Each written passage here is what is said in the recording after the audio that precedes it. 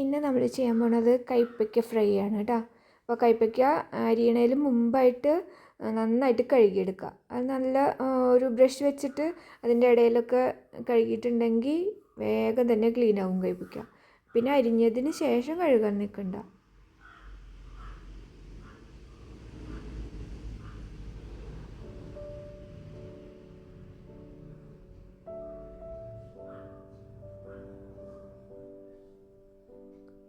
ഒരു കൈപ്പയ്ക്ക എടുത്ത് നന്നായിട്ട് അരിഞ്ഞു.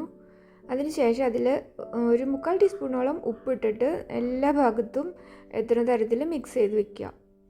ഇത് നമുക്ക് എപ്പോൾ തലേദിവസം വേണമെങ്കിലും ഇങ്ങനെ മിക്സ് ചെയ്ത് വെക്കുക കേട്ടോ. എന്നിട്ട് അതിവിടെ മാറ്റി വയ്ക്കുക. നന്നായിട്ട് ഉപ്പ് പിടിക്കട്ടെ. കൈ കൊണ്ട് വേണമെങ്കിൽ കൈ കൊണ്ടും തിരുമ്മി വയ്ക്കാം. അതിന് ശേഷം നമ്മൾ ഫ്രൈ ചെയ്യുന്ന സമയത്ത് ഒരു 2 ടീസ്പൂണോളം അരിപ്പൊടി, പിന്നെ 1 ടീസ്പൂൺ കാശ്മീരി മുളക്, 1 ടീസ്പൂൺ എരിവുള്ള മുളക് പൊടി, ഒരു 1/4 ടീസ്പൂൺ മഞ്ഞൾപ്പൊടി, പിന്നെ ഒരു 1/2 ടീസ്പൂൺ ഉപ്പും കൂടെ ചേർത്ത് നന്നായിട്ടൊന്ന് മിക്സ് ചെയ്യുക. അപ്പോൾ മുളക് പൊടി കുറച്ച് എരിവും കൂടെ കൂടുതൽ വേണമെങ്കിൽ 1 ടീസ്പൂൺ കൂടെ ചേർക്കുക കേട്ടോ.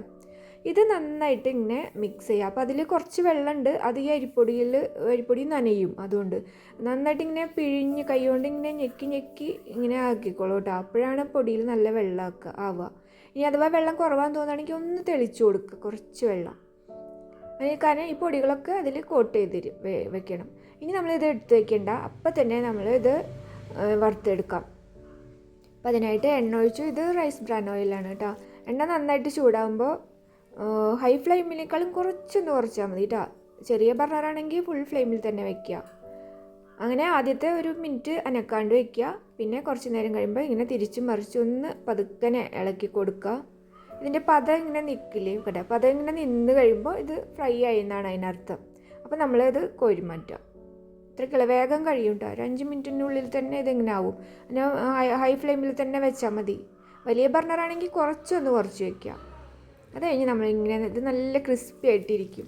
ഇത് ഒരു കൈപ്പയ്ക്കല്ലേ ഉള്ളൂ, അപ്പോൾ 2 പ്രാവശ്യം വറുക്കാനുള്ളത് ഉണ്ടായിരുന്നുള്ളൂ കേട്ടോ. ഏത് എണ്ണയിൽ വേണമെങ്കിലും വറുത്തെടുക്കാം. ഇത് നല്ല രസമാണ്. അരിപ്പൊടി അതിന്മേൽ കോട്ട് ചെയ്യുമ്പോഴേ അതിൻ്റെ കയ്പ്പൊന്നും നമുക്ക് അറിയില്ല. കുറച്ച് കയ്പ്പ് തോന്നുള്ളൂ. നല്ല ടേസ്റ്റ് ഉണ്ട്.